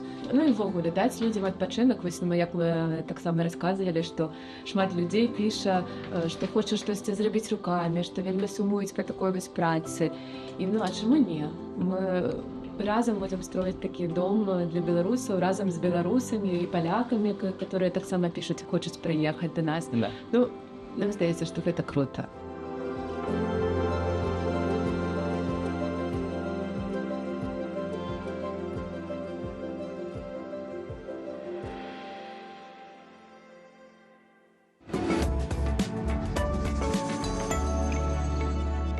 Вось такі амбітны і незвычайны праект нас чакае. І ў нас у гасцях героі серыялу Сергей Гунь і Наталья Цюлюпова ды рэжысёр Александр Хартко. Вітаем, сябры. Сябры, вітаем вас, вельмі прыемна пабачыць. Дык што гэта, распавядзіце, калі ласка, спачатку, што гэта за мроя была такая? Купіць ламачча і зрабіць нешта добрае. Як з'явілася гэта мроя? Ты кажаш. У каго? Так, спачатку, у каго? Но мы ж купляли не ламачча, а купляли месца і атмасферу, якая там будзе. Таму мы не глядзелі, у якім стане хата, і нам гэта было ўсё роўна. Бо галоўнае там месца, лес, тое, што там хутар такі. Прыгожае. Так, прырода, птушкі спяваюць так, што вушы закладае месцамі. І вось гэта і трэба было нам. Таму зямля гэта першае, што нам было трэба. А ў які момант на гарызонце з'явіўся рэжысёр? Нечаканы для Прийшов з ўсіх. лесу. Так. Хлопцы, хотите здымацца ў кіно? Як гэта, Александр? Прыкладна так. А цябе навошта гэта? Выходжу я з лесу з камерай. Насамрэч, для мяне таксама нечакана з'явіўся праект. Я сидзеў у красавіку, піў каву і думаў, што як жа хочацца паздымаць кагосьці, але доўга, бо дакументалістыкі-то я здымаю шмат, але гэта, там 4-5 дзён з'ёмак, потым все сканчаецца, і вось не атрымоўваецца паназіраць шмат за жыццём, доўга за жыццём. А яшчэ я апошні год вельмі хацеў... Вось я сумую па беларускай вёсцы, не столькі па Менску, колькі вось вёскі мне не хапае. Ну і тут званіць Аліна Коўшак і адразу кажа, а мы паўгады, мне здаецца, не размаўлялі, і яна адразу кажа, Саша, ёсць праект? Ну і далей мы хвіліны за две зразумелі, што гэта праект, які трэба рабіць, далей гадзіну размаўлялі і яшчэ там потым шмат гадзін, але тут проста хай-канцэпт, то есть гэта будоўля новага жыцця, новага дома з сапраўднымі героямі, якія сапраўды ўсё гэта робяць, а не мы гэта прапанавалі. Ну то есть тут нечага было і думаць. Мы насамрэч, мне здаецца, праз дні 3 уже былі ў іх на хутары і правялі там цэлы дзень, елі плоў з кастрыща і... Так, а як вы тады вырашылі, што трэба, я не ведаю, ці пагадзіцца, ці прапанаваць вось гэтую сваю мрою на тэлебачанні, давайте так скажем. Ну, для нас гэта таксама было вельмі нечакана. Мы проста зрабілі першае відэа, збіраліся весці соцсеткі, і нечакана мяне раздаецца званок, і Аліна пабачыла наша відэа, якое мы вылажылі ў соцсеткі. У Сергея яно 2,5, ужо 2,8 мільёнаў прасмотраў ёсць на гэтым відэа, і яны пабачылі гэтае відэа, якія мы выклалі, і аказалася, што яны марылі менавіта пра такой праект, і яно вось так вось усё Праўда, склалося разам. І так. рэжысёры, тэлебачанне, і рэаліці, ну, нават... А што гэта за хата ўвогуле? Засталося толькі дом зрабіць, а так усё здалося. Гэта дробязь. Што гэта ўвогуле за хата, як вы яе знайшлі? Ну, гэта старая хата, калісьці там жылі людзі. Як мы шукалі?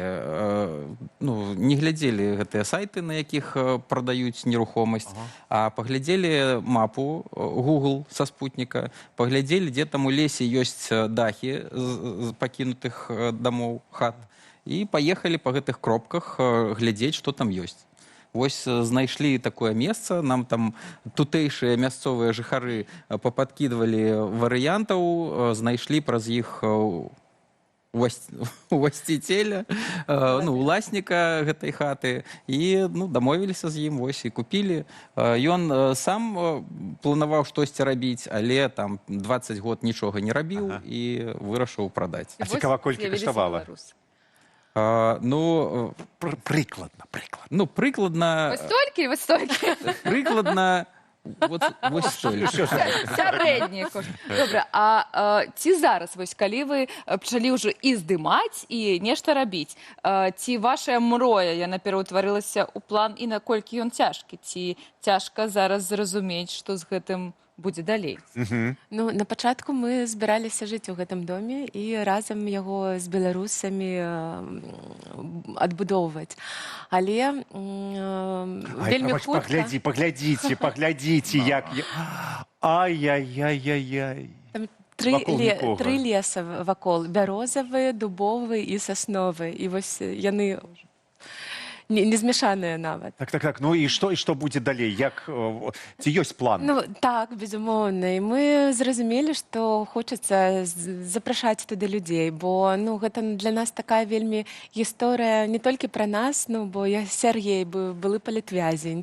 І заўсёды нам хочацца дапамагаць людзям і неяк паўплываць, разумеючы, як непроста людзям, якія выходзяць, прыязджаюць увогуле усім нам тут у эміграцыі. Мы зразумелі, што хацім зрабіць штосьці такое, куды зможа прыязджаць кожны беларус і не толькі беларус, і адчуваць сабе як дома, як вось у такім намёціку, у такім нават не намёціку, у коўдры.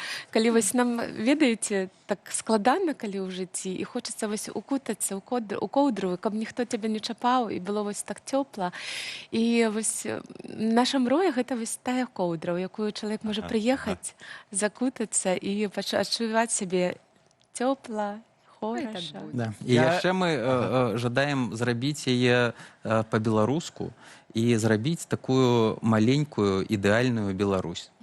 І у нас гэта нарадзіўся такі слоган: мы робім Беларусь, у якую можна прыехаць. У вас ужо і Александр ёсць, свой Александр.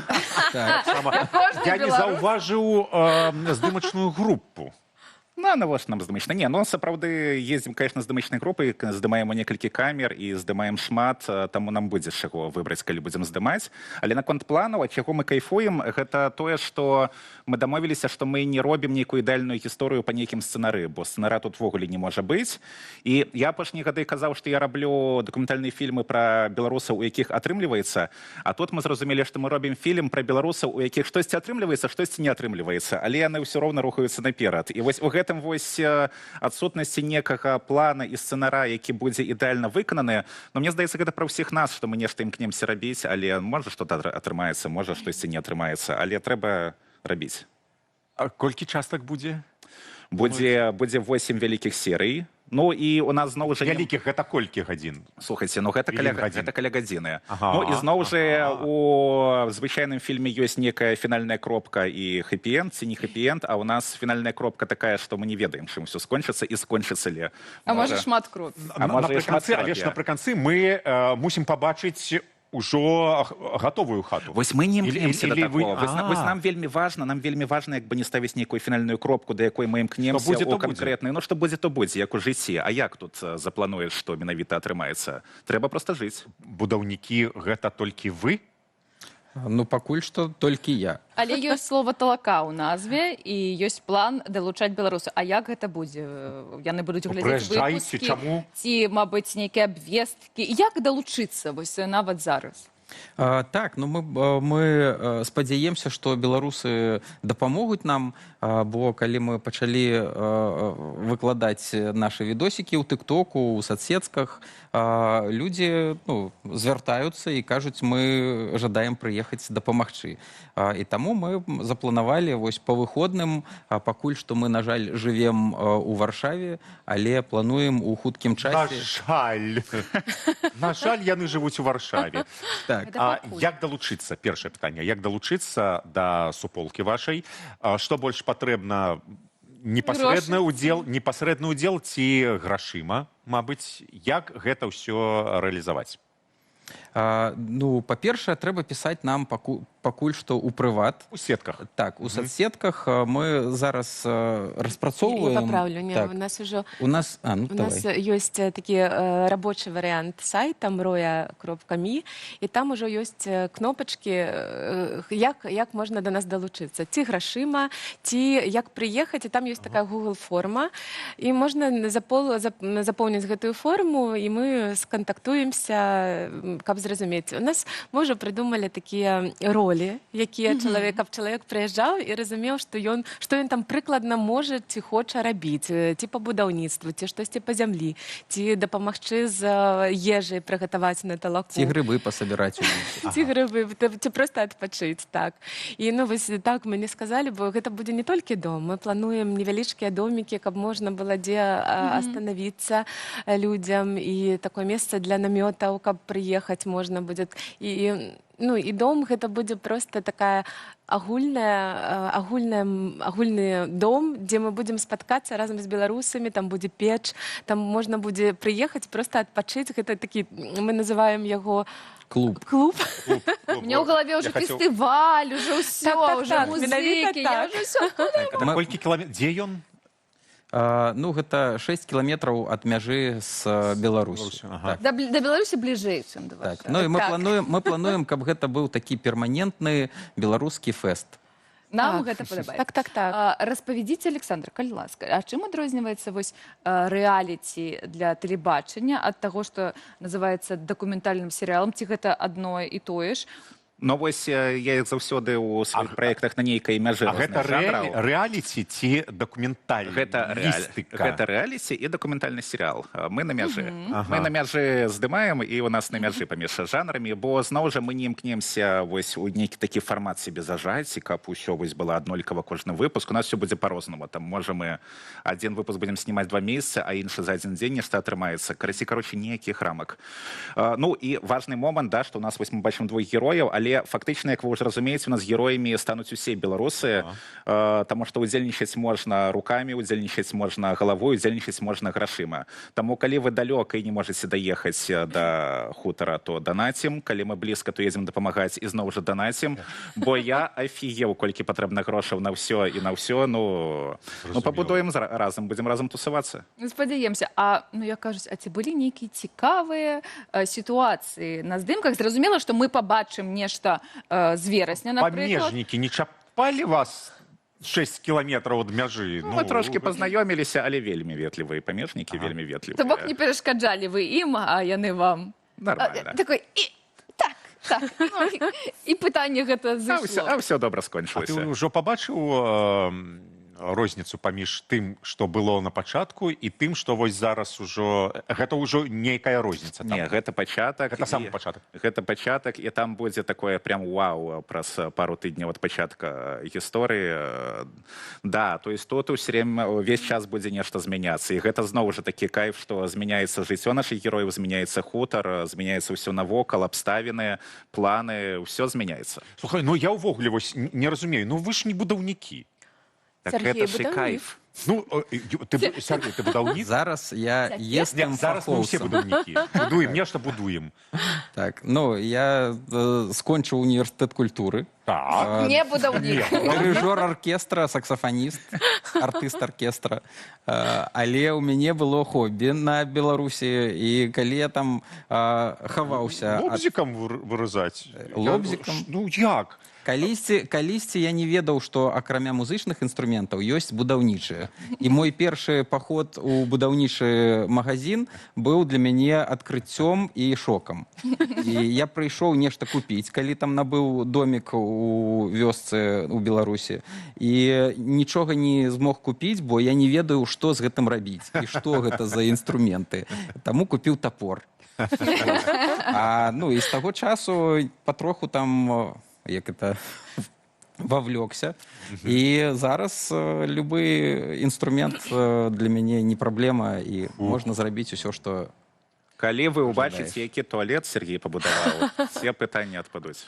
Просто залатыя рукі, гэта правда. Гэта правда. Ну, дакументальны серыял ці рэаліці... Ой, дакументальны серыял гэта пра людзей, а рэаліці, яно ўсё ж такі чакаюцца нейкія, ну, ведаеце, факты, нейкія інтрыгі, нейкія скандалы, нейкія... Ну, ты, якія сапраўды адбываюцца. Не, ну, ўсё ж такі дакументальны серыял, мы зразумелі, што дакументальны серыял, бо мы хацем назіраць, але мы не хацем умешвацца. Бо гэта больш шчырая Ты не ставіш ніякіх умоў? Не, гэта было важна. Гэта не пастаноўка. Гэта было важна, і мы круцілі ад пачатку, што вось у нас возникла слово рэаліці, да, але рэаліці гэта нейкія, якія ад нас там прыходзяць, там заданні, яшчэ штосьці. І мы калі пазнаёміліся з Наташай Сергеем, мы калі ўбачылі, што як адбываецца, мы зразумелі, што ну вось нам вельмі важна назіраць і не чапаць всё гэта, таму што вось яно такое сапраўднае, і ну зараз жа ўвогуле вельмі складана шчырасць нейкую ў здымках знайсці, бо вакол штучны інтэлект, нейкія падставы і фейкі, а тут вось ну сапраўднае жыццё, нарэшце можна шчыра паназіраць за тым, як штосьці адбываецца. Зразумела, кожны беларусу, у якога ёсць лецішча, а ў лецішчы ёсць вось гэта, калі заходзіш, што гэта, лапаткі нейкія, там рыдлёўкі, што... Ну, цікава, лета у вас пройдзе. Ну, мы спадзяемся, што гледачы, канешне, будуць назіраць восенню, но але што да зімы, напрыклад, там да раства нейкага атрымаецца нешта, каб ужо прыезджалі да вас госці. Ну, а калі вам захочацца пабудаваць дах? Ну... Запросите яшчэ раз, Сергей, Наталья, запросите яшчэ наших гледачоў паўдзельнічаць. Яшчэ раз, дзе знайсці звесткі, дзе выйсці на сувязь з вами? Так, у нас есть рабочий вариант сайта mroya.me латинкой. І на гэтым сайце ёсць кнопачкі, як можна прабачце, дапамагчы сёння нашаму праекту далучыцца. І там ёсць кнопачкі, як можна дапамагчы грашыма, і ёсць кнопачка «Хочу приехать», «Хочу приехать», і запоўніць форму трэба. Там ніякіх такіх кранальных дадзеных, безумоўна. Запоўніць форму, і мы звяжемся. Так, што ўмееце рабіць, чаго хаціце, просто контакт з кім звязацца. І мы звяжемся і будзем у контакце. У нас плануецца класная ініцыятывы. У бліжэйшы час уже пра гэта не ведаю, ці можна казаць. І ў сацыяльных сетках. Я думаю, можна. Так, бо такі ўжо ў гэтыя выходныя у нас будзе вялікая талака. Мы запрашаем усіх, хто можа, хто хоча да нас далучыцца, прыехаць. Трэба шмат чаго рабіць. Мы бачылі, мы зразумелі ўсё. І трэба мець намёт свой. Так. Мы пакормім. Вось, пакажам, што трэба рабіць, Сергей ўсё пакажа. Безумоўна, гэта не будзе такое вось пахаць з раніцы да вечара. Вось, мы спадзяёмся, што гэта будзе цікаўна. Чакаем, Александр. Жадаем вам толькі поспехаў, бо гэта, вось бачна, што гэта сапраўдная мрыя, сапраўдны праект. Дзякуй вялікі, Сергей Гунь, Наталья Цюлюпова, Александр Гарадко былі ў нас, распавялі пра мрою, да якой можна далучыцца кожны беларус. Чакаем восеньскай прэм'еры. А мы таксама паглядзім на вельмі істотныя для кожнага беларуса і беларускія падзеі. Гэта чэмпіянат свету па футболе. І іронія моя таксама.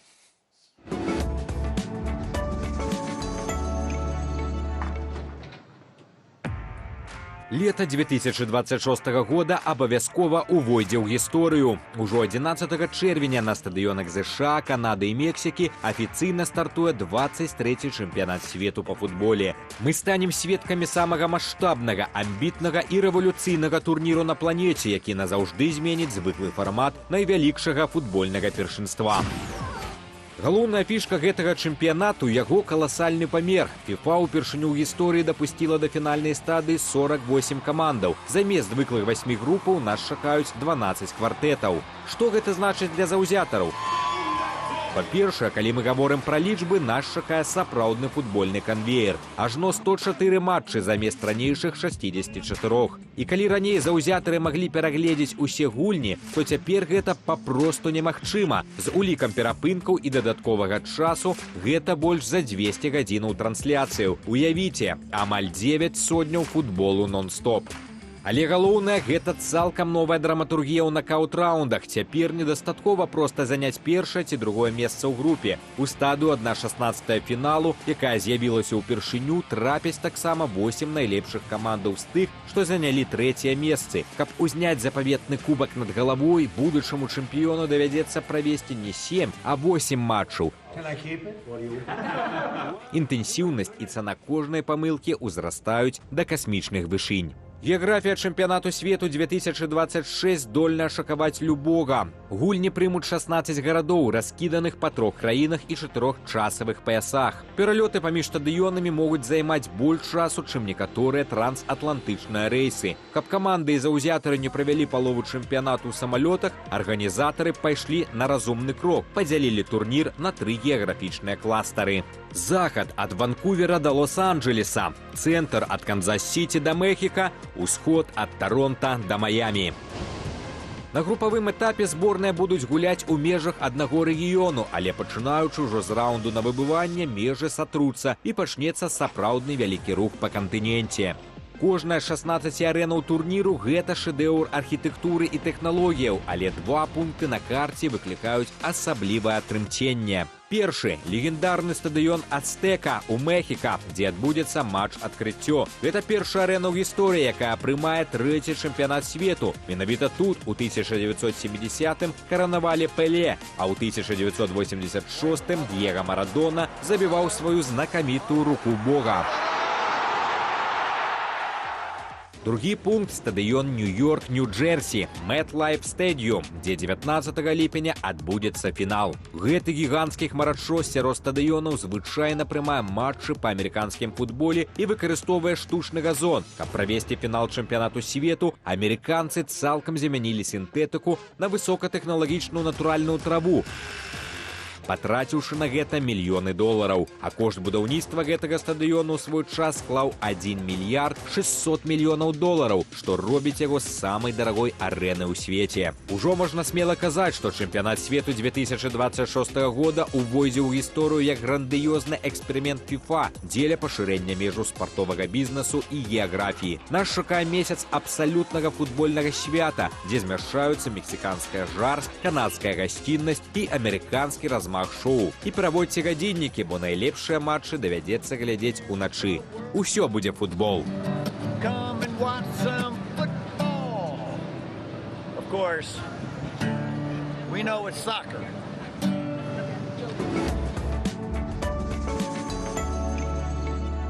Галоўная футбольная падзея года, і мы не маглі абысці яе ўвагай. Абмяркоўваць фаварытаў і плёткі гэтага чэмпіяната будзем журналістам Белсату, нашым сябрам і футбольным заўзятарам Александром Барадзенко.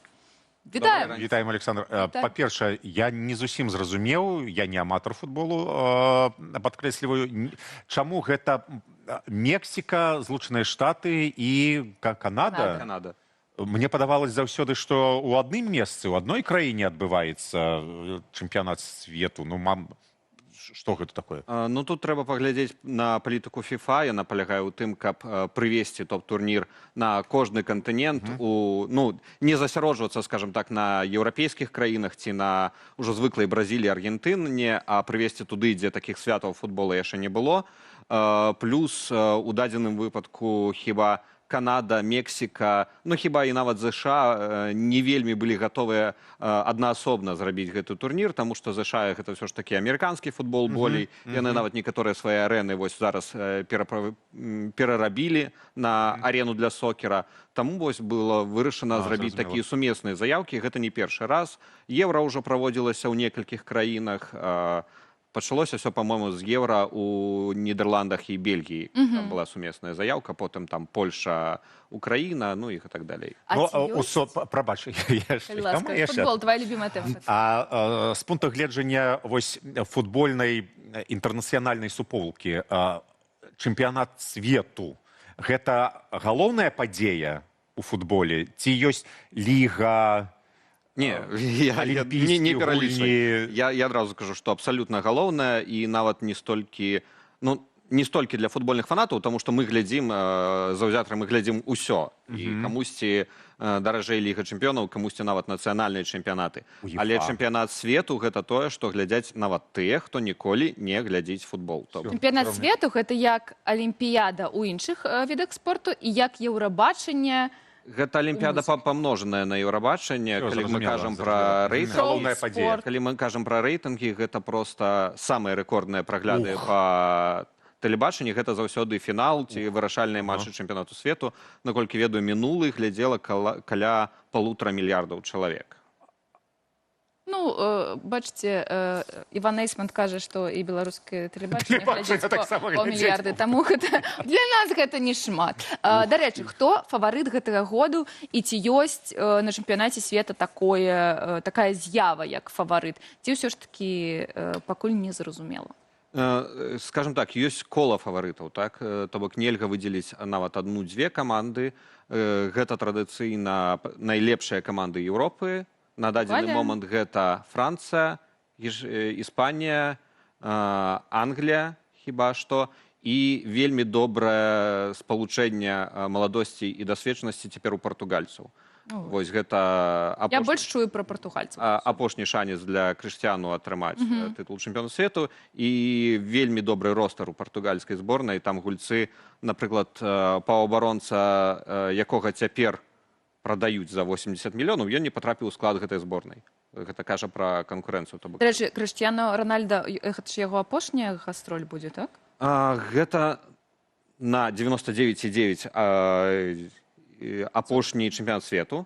Гэта не апошні сезон. Дакладна, не апошні сезон. Крыштиану ідзе за просто неверагодным рэкордам у 1000 галоў на найвышэйшым узроўні. Засталося каля 30. Так што яшчэ сезон-паўтара ён папыліць. Апошні чэмпіянат свету, магчыма, ён яшчэ на наступным еўра згуляе і працягне яшчэ выступаць за клуб, але вось прям чэмпіёнам свету гэта апошні шанец. А вось лепшыя каманды ты назваў, і гэта пераважна еўрапейскія каманды. Еўрапейскія, так. Великабрытанія, Партугалія... Англія, Великабрытанія удзельнічае на Алімпіадах, а на чэмпіянаце свету удзельнічаюць асобныя краіны. То бок там мог быць Уэльс, будзе Шотландыя і ёсць асобная Англія. На чемпионате света по футболе удзельнічаюць асобныя часткі Великабрытаніі. Вот так вот. Традыцыйна, конечно, к фаворитам яшчэ адносяць Бразілію, Аргентыну, але, на мой погляд, там зараз якраз такі этап змены пакаленняў. Ліанель Мессі. Ну, Ліанель Мессі гэта ўжо той, хто прадстаўнік пакалення, якое сыходзіць, ён зараз ужо не ў той форме, каб аднаасобна гэта вырашаць, а, скажем так, некага на замену, ну, на мой погляд, не падрасло яшчэ. Ні ў бразільцаў, ні ў аргентынцаў няма настолькі... У гэтых камандаў, скажем так, ёсць слабыя месцы, ёсць слабыя нейкія пазіцыі і лініі. А мне заўсёды падабаецца і цікава сачыць за экзатычнымі камандамі. Я не ведаю, там, напрыклад, Камерун, Малаві, нешта, Фіджы. Ці ёсць такія зараз? Будуць цікавы? У гэтым плане гэты чэмпіянат... Каба-Верде! Вось, Каба-Верде. Гэта ідэальны, я падрыхтаваў гэтую карцінку, ідэальны варыянт для тых, хто не ведае, за каго заўзець. Вось вам сцяг краіны, сцяг Беларусі, якая ўступіла ў Еўразвяз. Так што, па-мойму, прям... І беларусам падабаецца я кажу, Беларусь, якая ўступіла ў Еўразвяз прыкладна. Прыгожа. Гэта новыя яны? Так, гэта абсалютныя дэбютанты, зборная Кюрасао дэбютант. Калі казаць пра некага, скажем так, бліжэйшага да нас, гэта Узбекістан. Краіна, якая дасягнула вялікіх поспехаў менавіта у футболе як індустрыі. Яны укладаліся ў моладзь, яны пачыналі проста вось з нізоў. І цяпер добрае пакаленне ёсць у узбекаў. Іхны лідар гуляе ў Манчестер-Сіці, як бы стаўся гульцом асновы. Пры гэтым цікавы факт, ён пачынаў з чэмпіянату Беларусі. Хусана ў свой час гуляў за Энергетык БДУ. Глеб таксама гуляў за Арсенал. А дзе той Глеб, дзе тая Беларусь? За каго заўзець беларусам прапануеш вось з усяго спіса? Так, вось. Я яшчэ вярнуся да гэтых экзатычных камандаў. Скажу, што, канешне, гэты чэмпіянат ён проста падараваў такое, бо вельмі павялічылі колькасць удзельнікаў, і цяпер проста, я не ведаю, ну, пры гэтым не змагла прайсці Беларусь. Мне падаецца, што нават калі FIFA дапусціць у асноўны раунд проста усе каманды, якія зарэгістраваны ў арганізацыі, то Беларусь не пройдзе праз плэй-оф стиль мілітрям, дзе я не ведаю. Не прайшлі Украіна і Польша, прайгралі у плэй-оф еўрапейскім. Ад Расіі, дзякуй Богу, пазбавіліся. Літва, Латвія — гэта пра баскетбол і хакей хутчэй.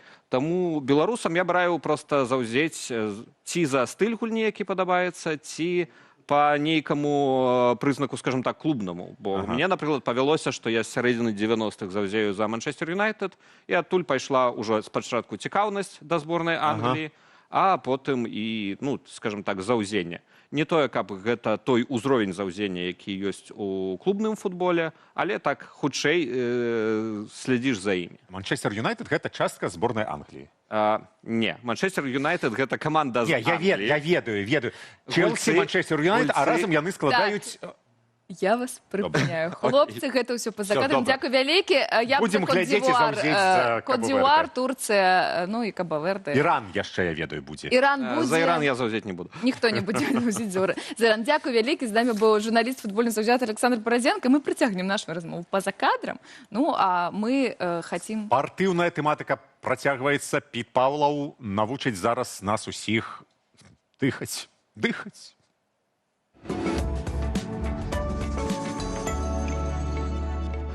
Прывітанне, я Піт Паўлаў, беларускі музыка. Мне 59 год, і гэта праграма «Мацоўня Піта» для Белсату.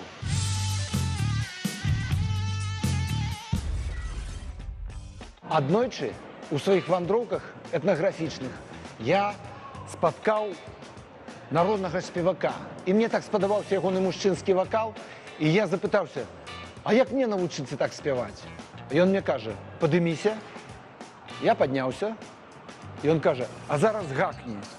Я перапытваю, што? І ён кажа, ну гакні. І вось тут самае складанае.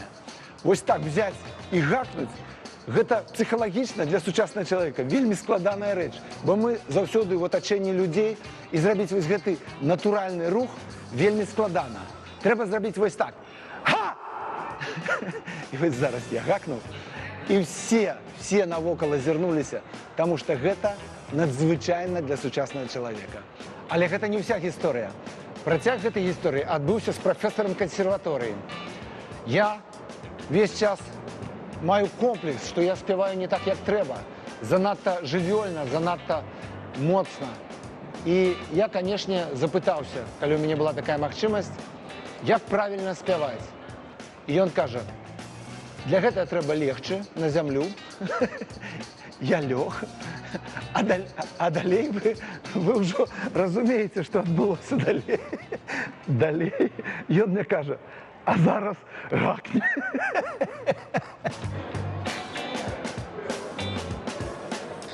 Для таго, каб падысці да га, да больш складанага практыкавання, трэба навучыцца рабіць вось гэтае беларускае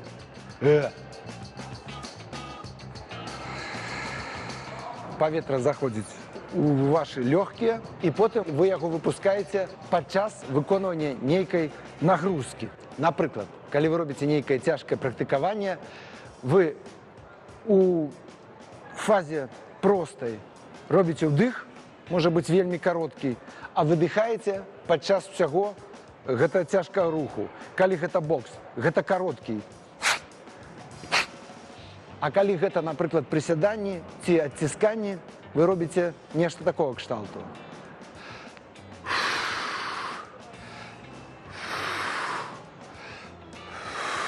Ці, напрыклад,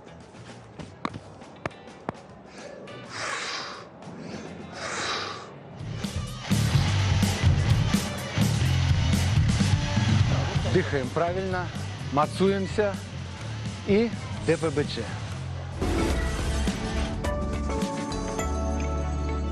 Спадзяемся, што вы пішаце каментары, за каго вы будзеце заўзець. А мы пачытаем, што вы напісалі на іншыя. Мы ж ужо вызначыліся. Кабо-Верде. Кабо-Верде. Кюрасао. Людзі могуць выбіраць там, абіраць там 48 камандаў. 48 камандаў. Ну, можна паглядзець. Урэшце рэшт беларусы могуць абіраць нешта. Так, давайте пачнем з каментароў пра наш новы праект будучы на Белсаце, пра аднаўленне беларускага хутара на Падляшшы. І вось пішуць нам каментатары. Гэта ўсяго 6 кіламетраў ад мяжы. Можна гуртом взяць і праход для джипаў пракапаць. Памятаеце? Как на джипах было ў 20-м годзе, было 150 джипаў з кулямётамі на дахах. Так, гэта добрая ідэя аднаўляць хутар, на апошнія грошы набыць яго, а потым талаку аднаўляць. Трэба скрасці ідэю, я так разумею. Цікава, у Беларусі мне хто-небудзь дапаможа, піша каментатар. Дык паспрабуйце. Беларусы ў эміграцыі аднаўляюць хутар і надаюць яму новае жыццё. А ў Беларусі кажуць, што трэба людзей вывазіць у агагарадкі з вёсак, дзе мала жыхароў. Так, есть у гэтым нейкая такая сумная філасофія пра тое, што беларусы аднаўляюць беларускія вёскі для сябе, робяць беларускія вёскі на Падляшшы. Вяртаемся ўжо цяпер да тэмы футболу.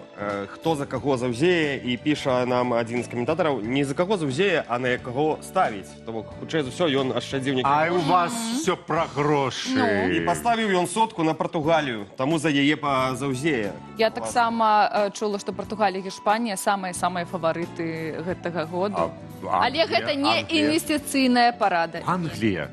Это ты Баразенко послухаў. Так, Англія. І матывуе, што матывавала гэтага чалавека, ён піша, што ну і хай Крыштіану Роналду выйграе чэмпіянат свету. Таму што калі ён зараз яго не выйграе, то праедзе праз 4 гады. А каму гэта трэба? Дайце чалавеку адпачыць. А гэта раз у 4 гады? Ён не прыедзе. Ужо кажуць, што вось... Чэмпіянат свету не кожны год, пачакайце. Кожны 4 гады. Кожны як Алімпіяда. Усё зразумела. Пытанняў няма.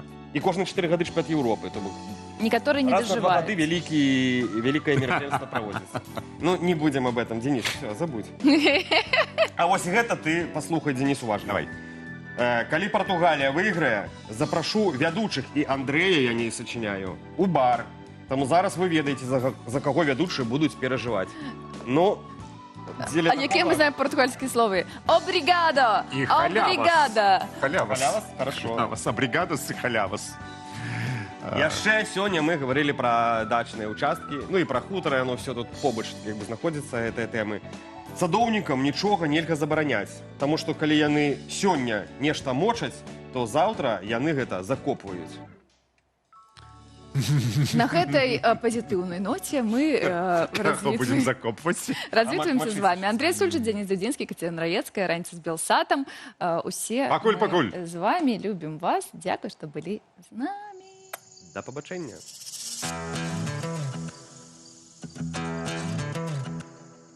Сиди вдома, ти до неї не ходи і бійся грому, бійся темної води під шкірою прихована.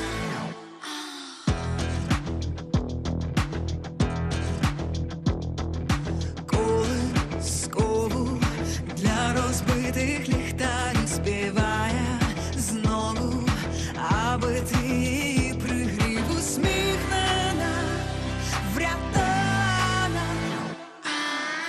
Небезпечні знайомі, незнайомці, коли кобра закохана, вона не спить. Пам'ятай про це, моє сонце, пам'ятай про це, моє сонце.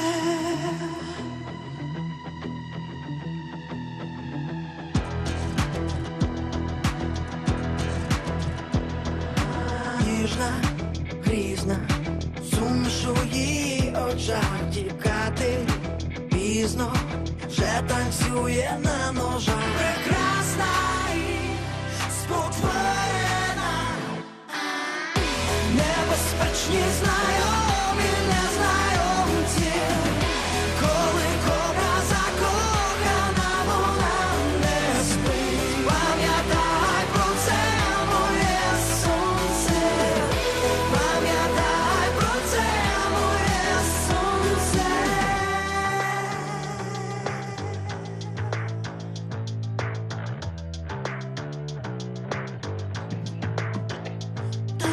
Чоловік жаль не знала, жаль її душа. Тікати не вийде, любити не варто. А покохалась, ким була на ножах. Палась у світлі чорна правда. То чоловік жаль не знала, жаль її душа. Тікати не вийде, любити не варто. Кого покохалась, ким була на ножах. Ховалась у світлі чорна правда.